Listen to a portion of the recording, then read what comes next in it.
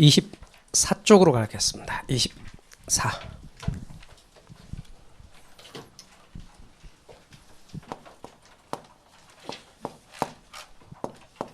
물리적 개념입니다.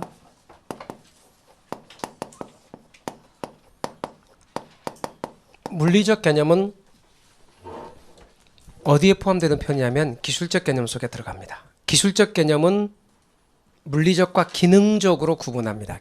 물리적 개념, 기능적 개념 이렇게 쓸 수 있는데 보통은 기술적 개념을 물리적 개념이라고 표현할 때가 많습니다. 그래서 앞으로 물리적 개념 나오면 아 이거는 기술적 개념에 들어가는 말이다 이렇게 알고 계시면 됩니다. 어디에 포함되는 말이라고요? 기술적 개념. 그래서 앞으로 여러분은 기술적 개념이란 말이 나오면 아 이건 물리적 개념은 기술적 개념에 들어가는 말이다. 그런데 포함 관계를 말하면 이 말하고 이 말은 같은 말은 아닙니다. 이 말은 이 속에 들어가지만 얘가 항상 이렇게 표현되는 건 아닙니다. 그래서 이게 좀 더 포함 관계로 말하면 넓은 개념입니다. 그러나 물리적 개념이란 말로 많이 표현되어서 사용한다. 앞으로 물리적 개념 나오면 아 이건 기술적 개념이다.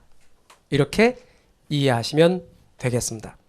자, 그럼 물리적 개념에는 뭔지 따져보면 네 가지. 제일 첫 번째는 자연, 그 다음에는 공간, 그 다음에는 위치, 그 다음에는 환경 이렇게 있습니다. 자, 그 중에서 자연으로서의 부동산입니다. 자연으로서의 부동산에 대해서 이야기합니다. 자연으로서의 부동산입니다. 자연으로서의 부동산은 토지 같은 경우를 놓고 볼 때 사람들이 만든 게 아니라는 거예요. 자연의 선물이라는 거예요. 그래서 부동산을 이해할 때 특히 토지 같은 경우를 뭐라고 이야기하냐면 자연 자원이다. 자연 환경이다. 이런 식의 표현을 쓰는 거예요. 그래서 토지는 사람들이 만든 게 아니라 자연의 선물이다. 또는 신의 선물이다. 그래서 어떤 사람들은 멋있게 하늘이 부여했다 해서 천부자원이다. 이렇게 말하기도 합니다. 여하튼 중요한 것은 사람들이 아껴 쓰고 가꾸고 할 때 딱 필요한 양만큼만 공급되는 거라는 거죠. 존재량이. 그러다 보니까 어떤 말들이 나중에 나올 거냐면 이런 말이 나와요. 사회성, 공공성. 그러면 사회성, 공공성 이런 말을 우리가 하게 되면 사회성, 공공성 이런 말을 하게 되면 공익하고 사익 중에서 어느 게 더 중시되는 표현일까요? 공익적 측면이 더 중시됩니다. 그러나 여러분 나중에 이제 공부를 더 하시면 우리 부동산 학은 공익과 사익 중에서 언제나 공익을 중시 여긴다. 그럼 틀려요. 사익을 중시 여긴다. 그래도 틀려. 공법은 공익과 사익이 있는데 이게 부딪히면 언제나 공익이 우선인 게 공법이에요. 그리고 사익이라는 측면에 관심을 갖고 사익적 측면을 주로 다루는 게 민법이에요. 근데 부동산 학은 공익과 사익의 조화를 강조해. 어떤 측면이냐면 이럴 때는 공익이야. 그러나 아까 우리 경제적 개념 했죠. 자, 여러분 기억하시는지 한번 제가 여쭤볼게요. 경제적 개념 아무렇게나 순서 상관없습니다. 기억나는 대로 개념 말해보세요. 아니 경제적 개념. 자산, 자본, 생산 요소, 소비재, 상품 이런 걸 강조할 때는 사익적 측면을 더 강조합니다. 그러니까 경제적 개념을 강조할 때는 공익보다 사익 우선. 이해 가셨습니까? 자산으로서의 부동산은 공익이 더 중시 여깁니까? 사익이 중시 여깁니까? 사익이 중시. 부동산의 거래라든가 이런 측면도 개인의 사적인 측면을 강조하는 거예요. 그러나 자연으로서의 부동산은 공적인 측면을 강조하는 거예요. 사회성, 공공성, 그리고 사익보다 공익 중시. 그래서 토지 공개념 이런 것들이 나중에 나오게 되는 것도 바로 저런 연유 때문에 그런 거예요. 그러면 제가 여기다 조목조목 다 쓰면 여러분들 또 쓰겠죠? 쓰면 또 그냥 어렵겠죠? 그러니까 그런 거 하지 말고 제가 편하게 말씀드리는 자연으로서의 부동산은 사람이 만든 게 아니다. 이거는 주어진 거다. 신이 인간에게 부여한 거다. 존재량은 한정돼 있다. 뭔 말인지 아셨죠? 그런 개념. 그러나 자연으로서의 부동산을 이해하는 건 부동산을 가장 폭넓게 이해하는 개념 중에 하나입니다. 두 번째, 공간으로서의 부동산. 왜 공부가 단계적 학습이 필요하냐면요. 이제 아직 안 배운 부동산의 특성이란 파트가 나와요.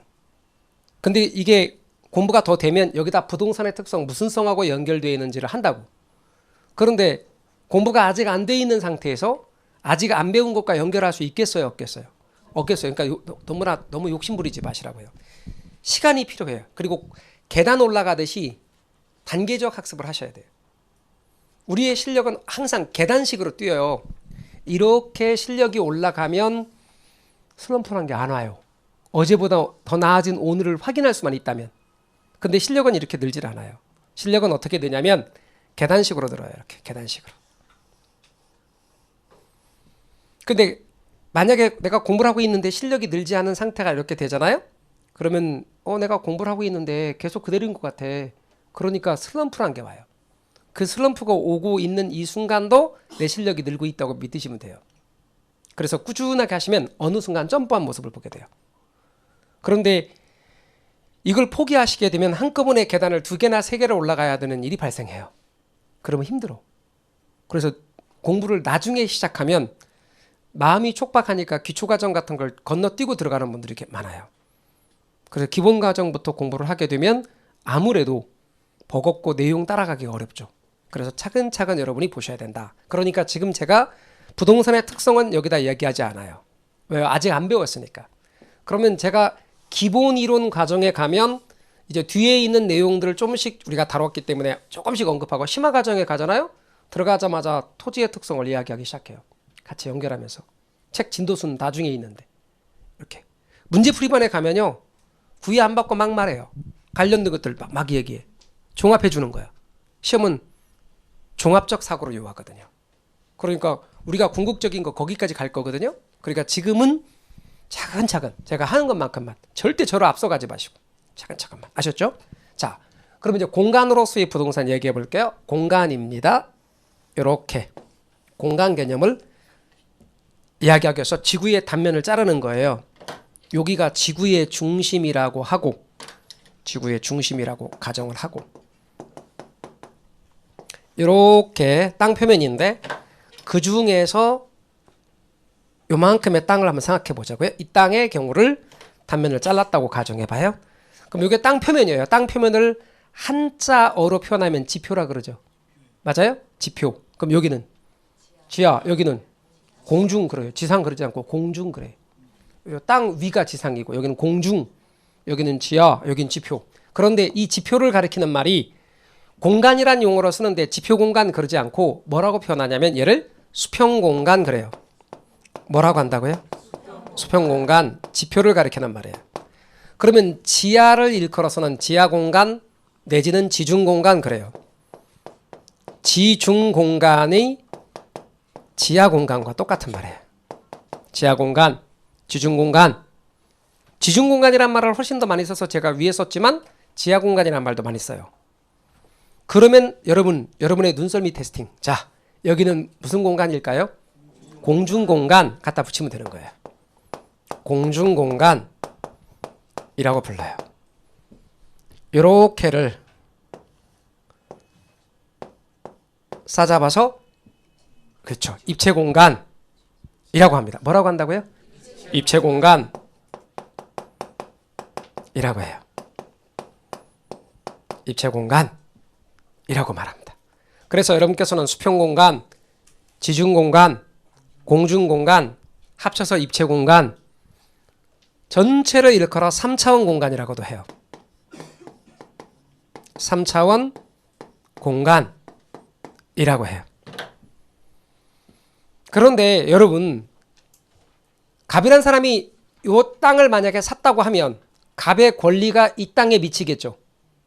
그렇잖아요. 갑의 권리가 미칠 거 아니에요. 그럼 이게 지표라고 그랬죠. 그럼 지표에 대한 권리 갖다 붙이면 돼요. 지표권 그래요. 다시 지표에 관한 권리가 뭐라고요? 그럼 지표권 그걸 갖다 붙이면 돼요.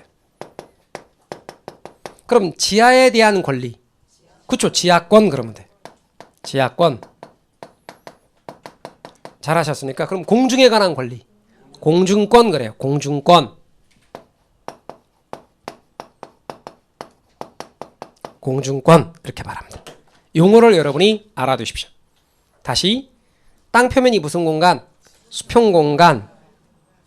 땅 위는 공중 공간. 위에 공중이니까 공중 공간. 지하는 지하 공간 또는 지중 공간. 전부 합쳐서 뭐라고 부르고? 입체 공간 또는 3차원 공간. 그럼 갑이라는 사람이 1억을 주고 땅을 샀다고 가정해봐요. 그럼 1억. 그러면 이 땅의 가치는 1억인데 그것이 1억이라는 것이 수평 공간의 가격만을 의미하는 게 아니라는 거예요. 수평 공간과 공중 공간과 지중 공간 합친 3차원 공간 가격의 합이라는 거예요. 감정평가사가 이 토지를 평가했는데 이 토지의 가치가 1억이라는 말은 이 토지의 공중과 수평과 지중을 의미하는 3차원 공간 가격의 합이다 그 말이에요. 합격은 끝이 아니라 시작이죠. 공인중개사는 인맥이 정말 중요하거든요. 진짜 인맥을 쌓고 싶다면 에듀윌에서 시작하세요.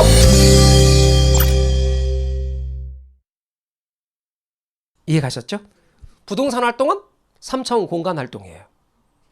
그래서 앞으로 공간의 개념을 이야기할 때는 어느 하나만을 말하는 게 아니라 3차원 공간 가격을 말한다. 근데 우리는 이 부동산에 대한 연구가 많이 진전되지 못해서 주로 부동산 활동이나 부동산학에 대한 연구가 수평 공간에 머물러 있어요. 지적제도도 수평 지적에 좀 많이 머물러 있고, 그에 비해서 미국 같은 경우는 이 입체 공간에 관한 연구가 많이 활발되어 있고요. 여기 공중권 가치라는 것도 되게 중요해요. 다시 말하면 땅 위 공중권에 관한 가치가 되게 중요하게 강조되고 있어요. 그러면 갑이 이 땅을 샀다. 그럼 갑의 권리가 미치는데, 갑의 권리가 그러면 이 땅 아래에 미친다면 무한정으로 미칠까요? 그럼 무한정으로 미치면 지구는 둥그니까 우리나라 반대편에 어디가 나와요? 모르시는구나. 예, 제가 알려드리면요. 우리나라 반대편에 이렇게 쭉 가면 외국이 나와요. 모르세요? 외국이 나와요. 아르헨티나 그 앞쪽에 바다라요, 정확하게는. 근데 영은 아르헨티나 영인데 뭐 두 나라 정도가 전접하고 있는 그런 곳이 나오는데, 남미. 그러면 여기에 이렇게 쭉 파고 들어가면 저 반대편까지 미친다. 그 말이 안 되는 거겠죠? 그러면 어디까지 미치냐면 여기까지 미친다 하겠습니다. 여기까지. 저거 지자체가 조례로 정하는데 서울시 같은 경우는 최대가 40m예요. 고층 시가지가. 중층 시가지 35m. 저층 시가지 30m. 농지, 임지는 20m. 그런 얘기는 기본 이론부터 할 거예요. 그러니까 그거 외우지 않아도 돼. 우리 부동산학에서는 중요하지도 않고. 여하튼 중요한 건 무한정으로 미치는 건 아니다. 여기까지 미친다. 이거는 소유권이 미치는 공간이다. 그런데 그 아래는 소유권이 미치지 않는 공간도 있다. 뭔 얘기인지 아셨죠? 그럼 만약에 전철이 이렇게 지나간대. 그 소유권 침해했어요, 안 했어요? 안 했지. 그럼 보상 문제가 발생해, 안 해? 안 해요. 근데 전철이 이렇게 지나간대. 그러면 이거 소유권 침해한 거죠. 그럼 보상 문제가 발생해. 말뜻 이해가 되셨죠? 그 다음에 갑이 자기 땅 아래에서 흙을 채취했대. 모래, 자갈 채취했대. 지하수 개발했대. 소유권 미쳐 안 미쳐요? 미쳐요. 그런데 갑이 자기 땅을 팠는데 자기 땅에 와 이렇게 걸쳐 있는 뭐를 발견했어? 석탄, 석유, 가스와 같은 걸 발견했네? 대박 난 거예요? 아니에요. 그럼 어떻게 해야 돼요? 저거 발견하면 가까운 경찰서나 군부대나 구청에 신고해야 돼요. 왜요? 국익과 관련되어 있는 광물자원 채굴권은 어디에 있냐면 국가에게 있어요. 그래서 유식하게 이렇게 말해요. 광업권에 객체가 되는 미채굴 등 광물은 토지 소유자의 소유권이 미치지 않는다. 아셨죠? 그러니까 광물자원 채굴권은 국가에게 있는 거야. 그러면 갑의 땅을 통해서 채굴해야 된다면 갑의 소유권 침해한 거죠. 그러니까 그런 의미에서 보상 문제는 발생하지만 소유권 자체를 인정하는 건 아니란 말이죠. 그 다음 땅 위 공중에 대해서도 무한정으로 미치는 게 아니에요. 무한정으로 미치는 게 아니에요. 일정한 높이까지만 미치는 거예요. 그리고 그 이상의 경우는 토지의 소유권이 미치지 않죠. 공중공간. 그러면 항공기의 운항이나 전파의 교신 등이 여기에 해당되는 거예요. 자기 아파트 위로 항공기 지나간다고 보상하라 할 수 없다는 거죠. 말뜻 이해가 되셨죠? 따라서 일정한 높이까지 하난다. 그런데 이런 것들은 앞으로 여러분이 공부를 더 하면서 민법과 공법을 공부하면 좀 더 잘 이해가 돼요. 그러니까 지금 기초과정 하면서 몇 메타인데 누구까지 미치나 이런 거 질문방에 올리지 마요. 나중에 민법도 공부하고 공법도 공부하고 그러면 막 많이 알게 돼요. 아셨죠? 네. 따라서 여하튼 이렇게 제약이 있다. 이렇게만 알고 계시면 돼요. 그래서 공간에 관한 개념을 알아두시고 여러분 이제 어때요? 건물이 강남만 하더라도 막 높이 막 올라가죠. 왜? 그럼 건물이 이렇게 높이 올라가 막 올라가고 또 올라가고 또 올라가고 또 지하화되죠. 그죠? 그러니까 무슨 공간이 점점 중요하게 될까? 옛날에는 수평 공간이었지만 지금은 입체 공간이 중요하게 되지. 그죠? 점점 입체 공간의 중요성이 강조되기 시작하지. 그러면서 공중 공간인 공중권의 가치라는 것도 등장하기 시작하는 거죠. 말뜻 이해가 되셨죠? 공간으로서의 부동산입니다. 앞으로 이제 더 공부하다 보면 지표에 관한 권리에서 물에 관한 권리가 어쩌고 저쩌고 얘기를 할 겁니다. 그리고 민법 시간에도 물에 관한 권리인 용수권을 공부하게 될 겁니다. 그러면 이해도가 점점 깊어지는 거죠. 지금은 뭐 하고 있다고요? 배경지식 쌓고 있다고요. 지금 이제 겨우 막 시작했다고요. 그런데 거기서 모든 의문을 해결하려고 하지 마시고 지금은 배경지식 쌓고 있다. 아셨죠? 자, 그 다음에 계속 이어갈게요. 위치. 매년 보면은 이제 부동산 공부를 시작한 거야. 막 궁금한 거야. 그러니까 뭐 막 땅을 팠을 때 50m 팠는데 거기에 뭐가 나오면 누구 건가요? 막 이런 거 질문방에 올리고 막 그래요. 근데 그런 거는 나중에 공부 더 많이 하면 민법이나 공법 시간에 더 많이 배우게 됩니다. 자, 위치. 위치로서의 부동산 이야기합시다. 위치로서의 부동산을 이야기할 때 위치는 두 가지 위치 개념이 있어요. 하나는 절대적 위치.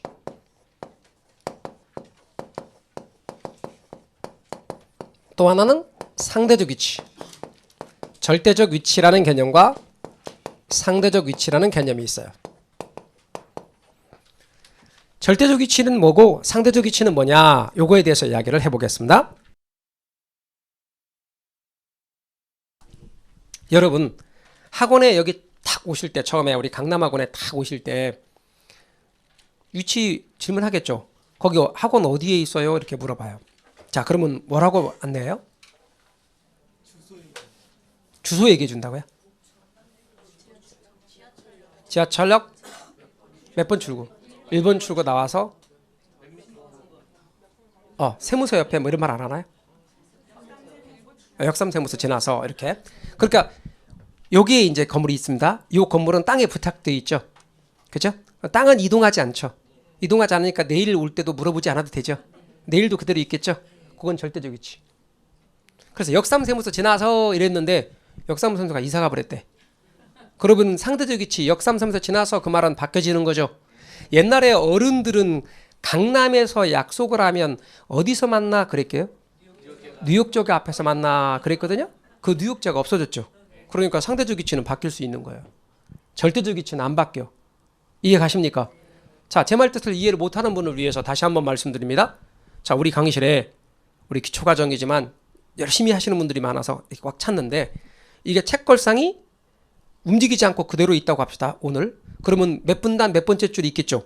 그러면 내일도 학원에서 이 책걸상을 움직이지 않는다면 여러분 몇 분단 몇 번째 줄은 내일도 똑같겠죠. 똑같습니다. 그러니까 절대적 위치는 변하지 않습니다. 자, 그런데 상대적 위치는 이런 뜻입니다. 나랑 같이 앉은 오늘 같이 앉은 분이 나랑 친분이 있어서 내가 자리를 잡아줬거나 그래서 같이 앉은 게 아니라 오다 보니 그렇게 앉았다. 그럼 내일은 짝꿍이 달라질 수도 있죠. 그게 상대적 위치입니다. 절대적 위치는 변하지 않는다. 상대적 위치는 변한다. 말뜻 이해가 되셨죠? 그렇습니다. 그래서 여러분 절대적 위치라는 것도 있고 상대적 위치라는 것도 있다. 이거 앞으로 공부하면서 더 내용이 보완됩니다. 자, 그 다음 또 하나 위치라는 개념을 이야기하면서 정말 중요한 개념이 있습니다. 그게 뭐냐? 접근성이라는 용어입니다. 이거 정말 중요한 개념입니다, 여러분. 그런데 이 개념을 잘 이해하기 위해서 어떤 개념 하나를 더 설명할 거냐면 근접성이라는 개념 하나를 더 설명합니다. 근데 얘네 둘이는 글자 하나 바꾼 거죠. 그런데 개념은 완전히 다릅니다. 근접성은 어떤 개념이냐면 목적 대상물과 거리가 가깝다. 거리적 개념입니다. 반면에 접근성이라는 말은 목적 대상물과 시간적으로, 거리적으로, 심리적이라는 이 말은 들어갈 수도 있고 뺄 수도 있습니다. 그리고 경제적으로 부담이 적다. 경제적 부담이 적다.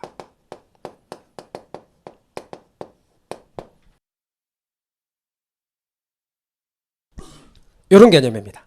그래서 여러분께서는 얘는 단지 거리가 가깝다는 개념이고 접근성이라는 개념은 거리적 개념 이외에 시간적으로, 거리적으로, 심리적으로, 경제적으로 부담이 적다. 어느 개념이 중요할 것 같아요? 근접성과 접근성 중에서. 당연히 접근성이 워낙에 중요해서 접근성의 개념을 잘 이해하도록 하기 위해 근접성이라는 개념을 같이 설명드린 겁니다. 여러분, 근접성이 있는데 접근성이 떨어지는 경우 있다 없다? 있어요, 있어. 이런 경우. 이게 도로거든요, 도로. 도로입니다. 도로인데 갑돌이가 여기서 내렸어, 이렇게. 탁 내렸는데 목적 대상물이 길 건너편에 있네. 바로 눈에 보여요. 거리 가까우니까 근접성 있죠. 근접성 있는데 건너가려고 보니까 횡단보도가 없네. 그래서 무단 횡단할까 싶었더니 여기에 중앙분리대까지 있어, 이렇게. 중앙분리대 뭔지 아시죠? 예, 그냥 이렇게 금고는 중앙선이 아니라 예, 못 올라갈 수 있도록 진짜 칸막이처럼 해놓은 거야. 높이. 어떤 사람 저거 무단 넘어가다가 다리 가운데 걸려가지고 예, 나가지도 못하고 뒤로 빼지도 못하는 사람 봤어요. 되게 웃기던데요. 양쪽에 하나 다리 걸려 걸치고. 그런데 중앙분리대가 있어서 무단 횡단은 못할 것 같아요. 그래서 길 지나가는 분에게 물어봤어요. 길 지나가는 분에게 물었습니다. 횡단보도 보신 적 있냐고. 그랬더니 지나가시는 분이 하시는 말씀이 근래에 본 적이 없대요.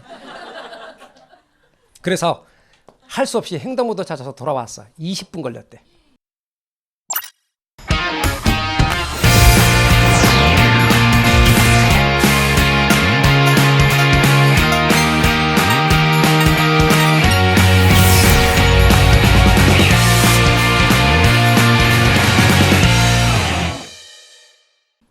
그러니까 거리는 가까운데 이렇게 거기까지 가는데 시간이 많이 걸리더라. 그러면 뭐예요? 접근성이 떨어지는 거지. 이런 것만 있는 거 아니에요. 여러분, 도로 가운데 이런 것도 있잖아요. 일방통행길. 예, 나는 차를 몰고 이쪽으로 가고 있는데 목적 대상물은 여기 있어. 눈에 보여. 그런데 이게 일방통행길이야. 그러면 보면서도 돌아서 와야 돼, 이렇게. 이런 경우 있죠. 건물이 나란히 붙어 있어. 붙어 있어요. 여기도 충수 이렇게 창문 열면 보여. 가까워. 한 3m? 이렇게 2m? 야, 뭐하냐? 뭐해? 하고 보여. 이렇게. 같은 층. 밥 먹으러 가자. 그럼 만약에 둘이 친구라고 해봐. 그럴 수 있죠. 근데 여기 3m 떨어졌으니까 이 창을 넘어갈 수는 없죠. 그러면 밑에서 만나 그래야죠. 그런데 만약에 출입구가 다른 곳에 있어.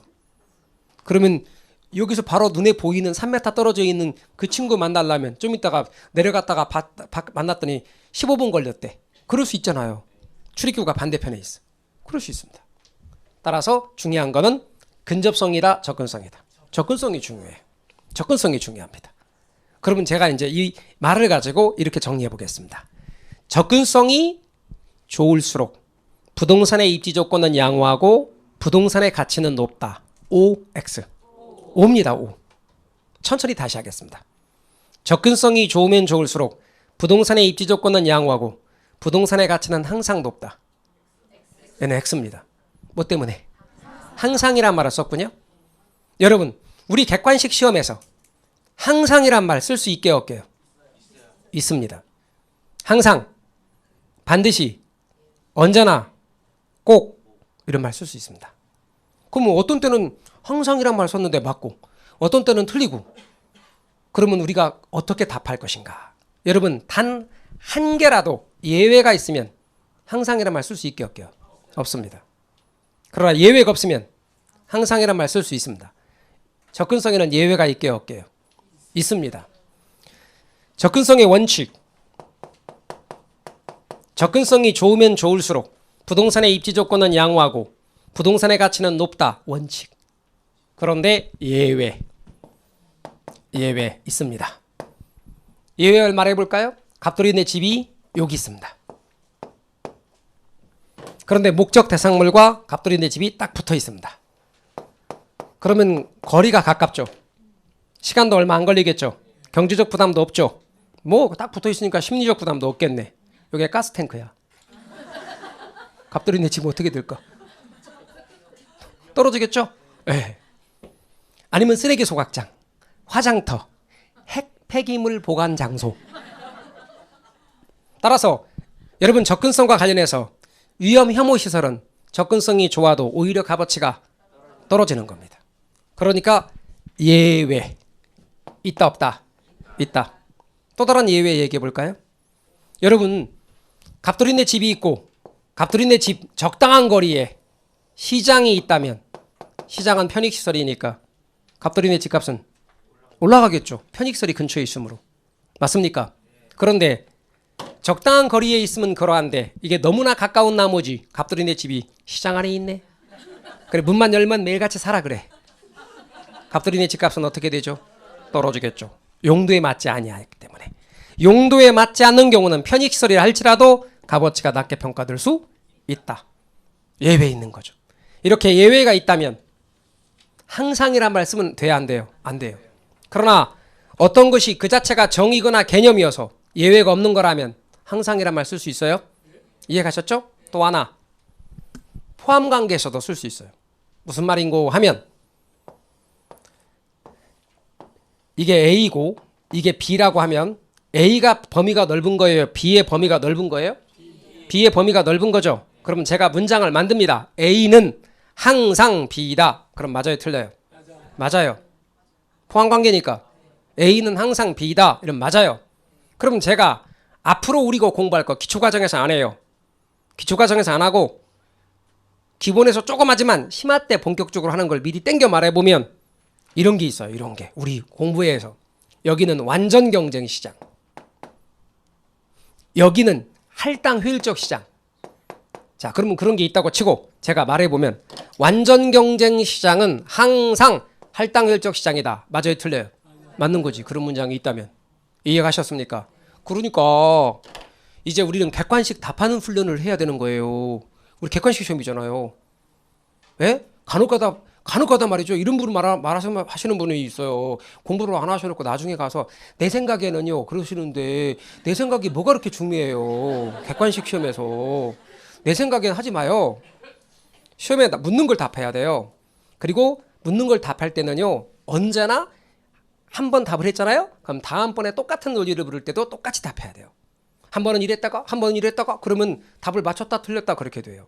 그런데 우리는 똑같은 문제에 똑같이 답하는 훈련을 계속 하셔야 되는 거예요. 그게 뭐죠? 논리라고 하는 거예요. 그런 논리를 익히셔야 돼요. 그런데 이 차근차근 이런 논리를 제가 설명드릴 거예요. 어떤 때는 항상자 들어갔는데 맞아. 어떤 때는 항상자 들어갔는데 틀려. 이유는 항상자 들어갈 때 예외가 한 개라도 있으면 항상자 들어가면 안 돼. 예외가 없거나 포함관계에서는 항상자 들어가도 맞아. 이해가셨죠? 이런 관계를 여러분이 아셔야 합니다. 네 번째로 환경입니다. 환경.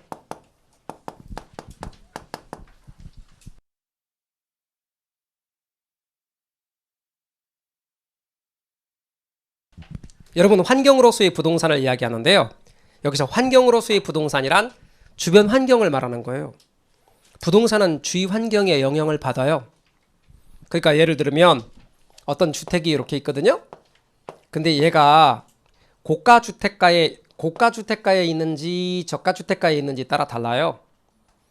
여러분 주변에 있는 주택들이 이렇게 있을 거예요. 얘를 중심으로 얘가 이렇게 주택인데 얘가 주택이 이렇게 있는데 이 주택 중심으로 또 다른 주택들이 있단 말이에요. 그런데 이 주변 주택들이 전부 다 고가주택이래. 그럼 고가주택가죠? 고가주택가에 있는 이 주택은 대개 값어치가 높이 평가돼요. 그런데 주변 주택들이 전부 저가주택이라네요? 저가주택가에 있는 주택은 대개 가치가 낮게 평가돼요. 다시 말하면 주변으로부터 영향을 받아요. 주변으로부터 영향을 받아서 고가주택가의 주택은 대개 보통의 경우 3억일 텐데 3억 5천으로 혹은 4억으로 평가될 수 있어요. 저가주택가에 그 주택이 있더라면 보통 3억쯤 될 건데 2억으로 평가될 수도 있다 그 말이에요. 그러니까 부동산은 주위 환경으로부터 영향을 받는다 그 말이죠. 환경으로서의 부동산입니다. 그런데 그게 부동산만 그러는 게 아니에요. 사람도 그래요. 그래서 말이죠. 여러분들에게 당부를 드리는 게 있어요. 어떤 당부를 드리는 게 있냐면 노량진에서 여러분 공무원 강좌라든가 젊은 학생들 강의가 많이 이루어지는 거 들으셨죠? 네. 노량진에 있는 선생님들이 저도 노량진에서 강의 오랫동안 했습니다만 선생님들이 하는 말이 있어요. 합격을 위해서 하는 말. 인강으로 하는 분들하고 좀 달라요. 인강으로 하는 분들이야 자기 관리를 잘 해야 됩니다. 근데 오프라인 학원에 나와서 공부를 하는 분들은 이제 실제 강의를 이렇게 들으면서 공부를 하는데 두 가지에 조심하셔야 돼요. 첫 번째는 어떤 거에 대해 조심하셔야 되느냐? 그러니까 젊은 학생들 기준으로 제가 말한 얘기를 그냥 그대로 들어오면 첫 번째 이야기가 그렇습니다. 첫 번째 친목질, 두 번째 연애질. 요 두 가지는 조심해야 된다라고 말해요. 그래서 어른들이야 뭐 되게 와갖고 이렇게 모아서 친목객을 도모하시는 분들이 많아요. 학원에 와갖고 처음에는 이제 서먹서먹 하시니까 잘 모르고 이렇게 왔다 갔다 하고 또 이렇게 근처에 보니까 인사만 이렇게 하시다가 나중에는 친해지는 거야. 마음이 맞아. 그래 점심도 같이 드시고 시험 끝나면 이제 모의고사 끝나면 맥주를 드시고 그다음에 이제 일요일날 산으로 가시는 거야. 산도 가시고 그리고 뭐 놀러도 같이 가시고 이러시는 분들이 계셔. 그렇게 나중에 가서 보면 결과가 다 함께 안 되시고 이런 경우도 있어. 안 돼요. 그러니까 나중에 여러분은 이제 어떤 거를 신경을 쓰셔야 되냐면 기왕이면 좀 친해져도 공부 열심히 하시는 분들 그런 분들하고 친해지셔야 되고요. 좀 긍정적 생각을 하시는 분들 영향을 받아요 진짜로. 어른들은 아이들 학교 보내고 뭐 할 때 뭐라고 말해요? 친구 잘 새기라고 말하잖아요. 그게 여러분 사회과학의 이론에 있어요. 차별적 접촉 이론이라고요.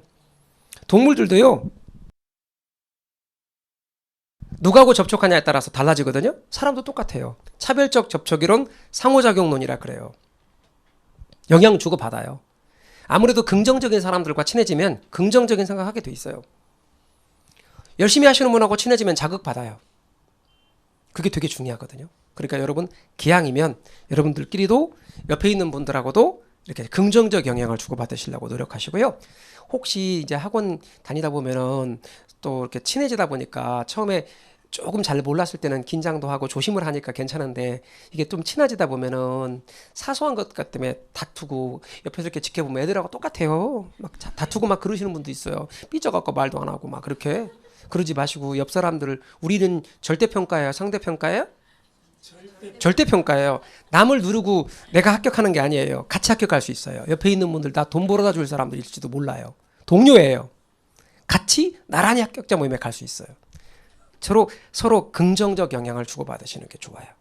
기왕이면 서로 좋은 영향이 좋겠죠. 그래서 주변 환경도 기왕이면 내가 합격할 수 있는 환경 만드는 게 좋습니다. 그리고 여러분 기왕이면 공인중개사 공부하는 거 주변에 알리는 게 좋아요.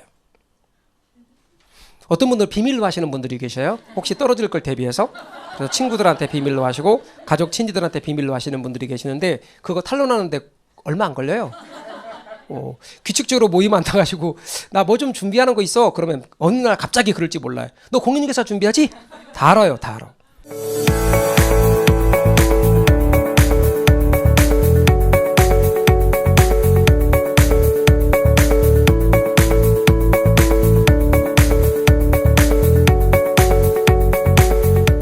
그러니까 미리 얘기하시고 주변에 알리면 오히려 그것이 여러분에게 더 긍정적인 도움이 될 수도 있어요.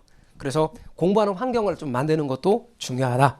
여러분들 스스로도 우리 강의실 분위기도 그렇고 공부하는 분위기도 그렇고 그렇게 좋게 만들어 가십시오. 또 저쪽에 바깥에 있는 스터디 카페도 여러분들 공부하는 그런 장이 되셔야 돼요. 여러분끼리 그냥 막 이렇게 전혀 공부에 안 되는 소모적인 토론하는 그런 장소가 되면 안 되고 그런 장소를 하나씩 만들어 가십시오. 그렇게 해서 올해 이 시험 딱 끝나고 성과가 진짜 좋을 수 있도록 여러분 환경 꼭 만들어 가셔야 됩니다. 그래서 부동산의 물리적 개념 4가지 뭔가요? 자연, 공간, 위치, 환경. 자, 그럼 이제 우리는 법경기를 이야기했네요. 법경기를 이야기하면 그 다음 나오는 게 뭐예요? 법경기 함께 고려하는 게 나와야지. 그게 뭐라고 그랬어요? 그렇죠. 복합 개념이죠. 그래서 4번째로 나와야 될 건 복합 개념의 부동산.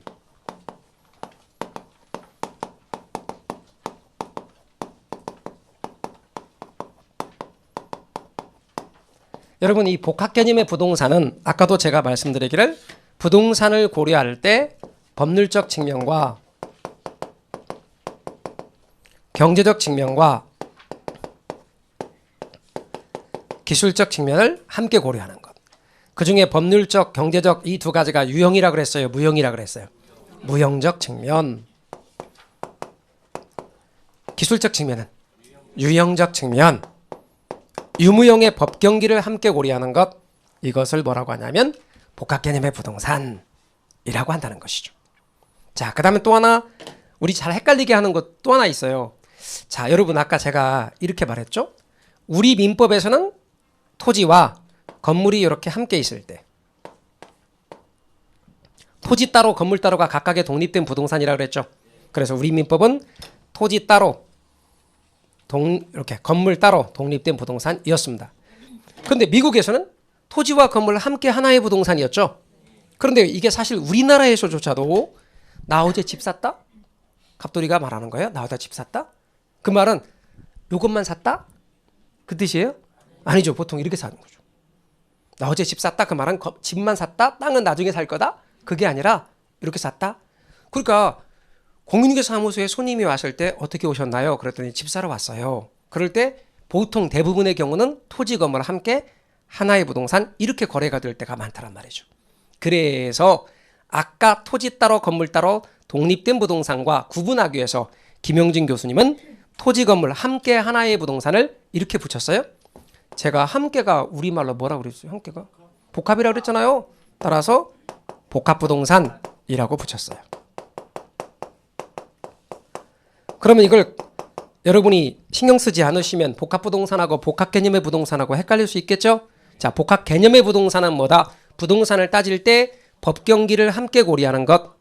복합부동산은 뭐다? 토지, 건물 함께 하나의 부동산. 다시 한번요. 복합개념의 부동산과 복합부동산이 같은 말이에요? 다른 말이에요? 다른 말. 복합개념의 부동산은 법경기를 함께 고려하는 것. 복합부동산은 토지, 건물 함께 하나의 부동산. 아셨죠? 잘 여러분이 내용 정리를 해 놓으시기 바랍니다. 자, 그 다음에 이제는 토지의 용어에 대해서 이야기를 좀 하려고 해요. 지금부터는 토지의 용어 내용 정리를 해보겠습니다. 하나씩 토지의 용어에 대해서 알아두셔야 됩니다. 자, 토지의 용어입니다. 우리 교재 어디를 보시냐면 27쪽입니다. 27쪽에 보시면 토지의 용어가 나옵니다. 제가 이런 박스를 하나 딱 만들겠어요. 근데 이 박스는 전체가 뭘 의미하는고 하면 토지를 의미합니다. 전체가 토지를 의미합니다. 토지를 의미하는데 제가 토지에다가 이렇게 동그라미를 이 박스 안에다가 이렇게 보고요. 그래 놓고 동그라미 안쪽은 건축할 수 있는 땅 이렇게 보고 동그라미 바깥쪽은 건축할 수 없는 땅 그래 볼게요. 건축할 수 있는 땅과 건축할 수 없는 땅으로 구분했네요. 그럼 건축할 수 있는 땅, 건축할 수 없는 땅 그럴 때 건축할 수 있는 땅과 없는 땅, 건축할 수 없는 땅 어떤 게 있을까요? 여러분 한강 바닥 토지, 한강 바닥에다 건물 지을 수 있어요? 없지. 철로가 놓여 있는데 철로 밑에 깔려 있는 바닥 토지에다 건물 지을 수 있어요? 없지. 그러니까 건물 지을 수 없는 땅이 있단 말이에요. 건물 지을 수 있는 땅도 있고 이걸 다 싸잡아서 일컫는 모든 바닥 토지를 다 가리키는 말이 부지예요. 부지. 그러니까 토지 용어 중에서 가장 넓게 사용되는 용어가 뭐라고요? 부지라고 해요. 부지. 이게 가장 넓게 사용되는 용어예요. 건물 지을 수 있는 땅, 없는 땅 모든 토지를 일컫는 말이에요. 그런데 건물을 지을 수 있는 땅, 여러분 공법이라는 부동산 공법이라는 과목을 공부하면 여기서 부동산 공법에서 건축법이라는 법이 있어요. 그 법에 근거한 건축법에 의해서 건물 지을 수 있는 땅을 뭐라고 부르냐면 대지라고 해요. 뭐라고 한다고요? 대지. 어디에 나오는 말이라고요? 건축법. 건축법에 의해서 건물 지을 수 있는 땅 이걸 뭐라고 부른다고요? 대지. 이렇게 불러요. 대지. 그런데 일상에서 보통 말하는 땅, 건물 지을 수 있는 땅, 일상에서 보통 말하는 말, 건물 지을 수 있는 땅을 일상에서는 사실 대지라는 말을 쓰는 분도 있겠지만 택지란 말 많이 써요. 택지. 네, 택지. 감정평가상의 용어거든요. 그래서 택지라는 말이 있어요. 근데 이 두 개의 용어가 혼용돼요. 같은 말처럼 혼용될 때도 많아요. 그래서 대지란 말이 있고 택지란 말이 있다. 그런데 이 중에 제가 아까 법에 근거한 용어가 뭐라 그랬어요? 대지. 그러니까 앞으로 여러분은 건물 지을 수 있는 땅이 뭡니까? 그러면 건축법에 근거한 대지, 그런 말을 주로 쓰십시오. 대지. 그리고 공법에서조차도 택지란 말이 등장하긴 해요. 그리고 택지와 대지가 같이 혼용되어 사용될 때가 많다. 그런데 의미는 건물 지을 수 있는 땅이다. 그런데 보통 건물 지을 수 있는 땅을 뭐라고 부르느냐? 그러면 대지라고 보통 말하세요. 대지. 그래서 대지라고 부릅니다. 터란 의미에서 대지 이렇게 말합니다. 그런데 여러분 공시법을 공부하다 보면 어떤 말을 듣게 되면 지목이란 말을 듣게 돼요. 우리 교재 28페이지를 펴봐요. 그러면 보조단에 지목이란 말을 부동산학 개론에서도 좀 써놔봤어요. 28개 지목이 나와요. 그런데 이 지목이라고 하는 것은 토지의 주된 용도에 따라서 토지의 종류를 구분하여 지적공부에 등록한 것. 앞으로 여러분 공시법이란 과목을 공부하다 보면 지목이란 용어를 배우고 지목이 뭘 뜻하는 말인지 공부하게 되옵니다. 자, 그런데 지목이 잠깐만 봐주실래요? 여러분 여기다가 건물 지을 수 있는데 거기다가 주거용 건물을 지을 수 있어요. 상업용 건물을 지을 수도 있어요. 공업용 건물을 지을 수도 있거든요. 학교용 건물이라든가 종교용 건물을 지을 수도 있어요. 건물 지을 수 있는 땅인데 요렇게 봐봐요. 요렇게 주거용과 상업용 건물을 지을 수 있는 땅. 요곳의 지목이 뭐냐면 대야 대. 지목이 대. 그리고 얘의 지목은 뭐냐면 공장용지. 나중에 여러분 공시법에서 다 공부하게 됩니다. 얘는 지목이 뭐라고요? 지목이 대. 지목이 대야 대. 인토지. 얘는 지목이 뭐고? 공장용지. 학교용 건물을 지을 수 있는 땅은 지목이 학교용지. 종교용 건물을 지을 수 있는 땅은 지목이 종교용지. 이게 지목이 달라다. 그런 게 지목이 대인 토지가 있단 말이지. 이렇게만 건물 지을 수 있는 땅. 그러면 지목이 대인 토지하고 대지하고 똑같아요, 달라요? 달라요. 지목이 대인 토지는 대지야. 맞아요? 포함관계상. 근데 대지의 지목은 대다 그러면 돼, 안 돼? 안 된다니까요. 대지의 지목은 대일 수도 있고 얘 뭐라 그랬죠? 공장용지일 수도 있고 학교용지일 수도 있고 종교용지일 수도 있어요. 말뜻 이해가 되십니까? 그러면 제가 다시 한번 말합니다. 지목이 대인 토지는 대지다. OX. O라니까요. 지목이 대인 토지는 대지다. 그럼 O라고. 이해 가십니까? 다시 대지는 반드시 부지이다. OX. 오지. 포함관계에서는 반드시란 말 쓸 수 있다니까요. 우리가 그런 훈련이 아직 안 돼 있어서 그래요. 다시 말하면 여러분 공부를 먼저 해. 그러면 내용이 이해가 돼요. 그런데 아직 객관식 답을 골라내는 훈련은 아직 안 된 거예요. 그러니까 물으면 기가 막히게 틀려요. 어쩜 그렇게 틀린 말만 대답하는지 그래요. 그럴 때 이제 그때 어떤 걸 느끼냐면 막 이제 좀 막 그렇게 좀 좌절감도 느끼고, 어떤 분은 막 심한 분은 막 이렇게 막 가지고 선생님 전 대가리가 나쁜 것 같아요. 막 그렇게 하는 분도 있어요. 막 심하게. 옛날에 그랬다니까요. 한 40대 후반쯤 되어주시는 여자분이신데 미모가 장난이 아니야. 아가씨 때는 진짜 많이 인기가 있었을 것 같아. 이분이 딱 오셨어요. 오셔가지고 하는데 갑자기 그런 거예요. 뭐 질문하러 오셨나 보다 이렇게 생각했는데 첫 마디가 선생님 전 대가리가 나쁜 것 같아요. 전혀 기대치 않았던 그 얘기를 들으니까 막 웃음이 나오는데 웃으면 안 되는데 이게 막 가리고 웃는데 푸푸푸 막 계속 웃었다니까요. 이분은 이제 막 화가 나가지고 자기 자신에 대해 화가 나가지고 저한테 하소연하러 오신 거죠. 점수가 맨날 답 찍으면 다 틀리고 맨날. 근데 그런 과정을 통해서 되게 잘하시는 거예요. 물론 합격하셨죠. 따라서 하시다 보면 자꾸 늘어요. 자, 그럼 다시 한번 연습 제가 시켜드리면 가장 좁은 범위가 뭐라고요? 지목이 대인 토지, 그 다음에 대지, 그 다음에 부지. 그러니까 이 그림이 중요한 게 아니라 이 그림에서 말하고자 하는 바만 기억하면 돼. 아셨죠? 그림은 중요하지 않다. 그렇게 여러분 아시면 돼요. 자, 그 다음에 29쪽으로 가요. 제가 다루지 않는 건 넘어가시고 29쪽으로 가시면 제가 후보지 이행지 얘기 좀 하려고요. 맨 위에 있는 그림표를 잠깐 봐요. 토지를 분류해 보려고요. 토지를 분류하는데 이렇게 분류할 거예요. 크게.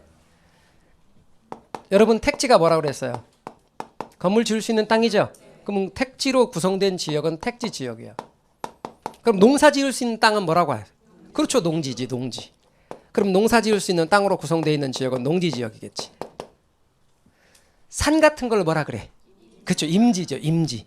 그래서 임지. 임지로 구성되어 있는 지역이죠. 여기는 산 같은 게 있고 여기는 농사 지을 수 있는 땅이 있겠고 여기는 건물 지을 수 있는 땅이 있겠지. 그렇죠? 자, 그럼 이제 택지 지역입니다. 또 나눠볼게요. 택지 지역 내에서도 건물을 주거용 건물을 지을 수도 있고 상업용 건물을 지을 수도 있고 공장 건물 같은 걸 지을 수도 있죠. 그러면 주택 지역 이렇게 할게요. 주택지로 구성되어 있는 지역. 그러면 상업 지역 그래 볼게요. 그러면 상업지로 구성되어 있는 지역이겠지. 공업 지역 그래 볼게요. 이렇게 구분해 볼 수 있어요. 그럼 농지 지역도 마찬가지네. 자, 여러분 전이 뭐예요? 밭이잖아요. 그러면 제가 여기다 전지지역 그럴게요. 밭으로 구성된 지역이네요. 그러면 답이 뭐예요? 논이네요. 그러면 제가 답지지역 그러면 논으로 구성된 지역이겠네. 여러분 과수원 뭔지 설명하지 않아도 아시죠? 과수원 지역. 이제 모르는 용어가 나올 수 있어요. 용재림 지역. 용재림 지역. 그 다음에 신탄림 지역. 자, 용재림은 무슨 뜻이냐? 여기서 용재는 뭐냐면 가구용 목재. 그런 나무 같은 경우를 통해서 가구 만들고 그래요. 그러면 가구 만드는 데 사용하는 목재 같은 건 용재. 그런 지역이 용재림 지역. 그러면 신탄은 뭔데요? 숯 같은 땔감 같은 걸로 사용하는 지역 신탄임 지역. 뭔 얘기인지 아셨죠? 자, 그러면 용재는 가구용 목재라면 신탄은 숯 같은 땔감이다. 이렇게 이해하시면 돼요. 자, 그런데 분류를 할 적에 여기 넘어가는 건 대분류 넘어간다 그래요. 여기를 탁 넘어가면 대분류 넘어간다 그래요. 자, 무슨 말인고 하면 여러분 사람을 기준으로 말하면 임지하고 농지 중에 어느 게 더 쓸모 있어요? 농지가 더 쓸모 있죠. 그러면 사람들은 임지를 농지로 바꿀 수 있으면 바꾸려고 그래요. 농지하고 택지하고 어느 게 사람 기준으로 할 때 쓸모가 있어요? 택지. 그러니까 할 수 있으면 농지를 또 택지로 바꾸려고 하기도 해요. 항상 그런 건 아니지만 필요에 따라서 저렇게 할 수 있으면 바꾸려고 한다 그 말이에요. 그러면 이렇게 대분류 넘어가면서 바뀌는 걸 뭐라고 표현하는 거 하면 전환이라고 해요. 뭐라고 한다고요? 전환 그래요. 그리고 이렇게 바뀌는 중에 있는 토지, 전환 중에 있는 토지를 일컬어서 이런 말을 써요. 후보지. 그런데 여러분 대통령 후보, 서울시장 후보, 국회의원 후보 그런 말 할 때 후보 아시죠? 똑같아. 그래서 후보지. 현재 바뀌는 중에 있는 땅. 따라서 여러분 다시 한번 말씀드리지만 대분류 넘어가고 있는 땅을 가리켜서 후보지를 한다. 현재 바뀌는 중에 있는 땅입니다. 그런데 작은 분류 보셔요. 이렇게 바뀐다. 혹은 이렇게 바뀐다. 혹은 이렇게 바뀌는 중에 있다. 이렇게 작은 분류를 넘어가는 건 뭐라고 하느냐? 이행이라 그래요. 이행. 그런데 이행이라고 하지만 전환이란 말 속에 이행이 들어가 있어요. 다시 말하면 이 말을 전환이라고도 해도 돼요. 그러니까 전환이라는 말은 소분류든 대분류든 넘어가는 건 다 전환이에요. 그런데 그중에 소분류 넘어가는 전환을 특히 뭐라고 부른다고요? 이행이라고 하는 거예요. 이렇게 이행 중에 있는 땅을 가리켜서 뭐라고 하는가? 이행지라 그래요. 이행 중에 있는 땅을 이행지 이렇게 말한단 말이에요. 그러면 여러분의 이해를 돕도록 하기 위해서 제가 좀 더 구체적으로 한번 가볼게요. 자, 어떤 땅이 농지지역의 전이었었어요. 그런데 택지지역의 주택지로 바뀌는 중에 있대요. 현재 바뀌는 중에 있대요. 대분류 넘어가는 거예요? 소분류 넘어가는 거예요? 대분류 넘어가는 거예요. 이쪽에 썼다고 소분류 그러면 안 돼요. 대분류 넘어가는 거잖아. 그러니까 무슨 지역? 후보지가 되는 거예요. 이해 가셨죠? 그런데 바뀌는 중에 있다 그러면 후보지인데 바뀌었다 그러면 뭐라고 한다? 주택지라 그러는 거예요. 그냥. 그러면 봐봐요. 자, 갑이란 사람이 있어요. 갑이란 사람이 있는데 갑이란 사람이 국회의원이 되겠다고 출마했어요. 그럼 국회의원 후보죠. 그렇잖아요. 그런데 국회의원에 당선됐네? 그럼 국회의원이지. 서울시장에 출마했어요. 그럼 서울시장 후보죠. 근데 서울시장에 당선되면 서울시장이라 그래. 대통령에 출마했어요. 대통령 후보예요. 근데 대통령이 당선됐네? 그럼 대통령이라 부르잖아요.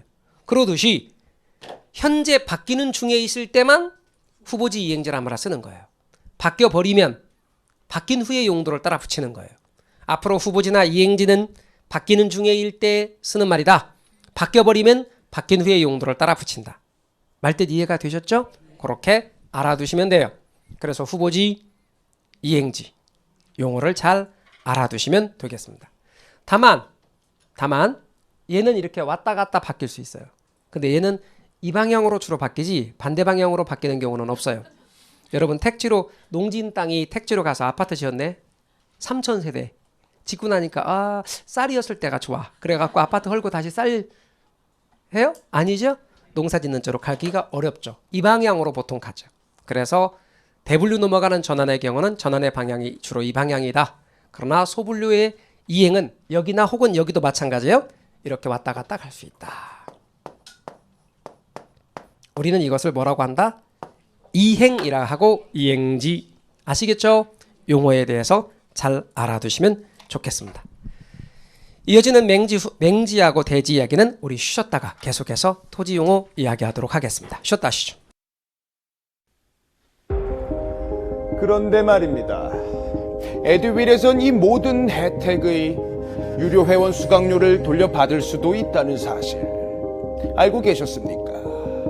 진짜 10만 원을 주더라고요. 한 달에 100만 원 버는 친구도 봤어요. 이게 진짜 대박이라니까요. 네. 친구 추천을 하시고 친구가 유료 회원가입을 하게 된다면 10만 원을 입금해드리고 있습니다. 친구만 추천해도 10만 원을 입금해주는 에듀윌 친구 추천 이벤트. 참으로 놀라운데요.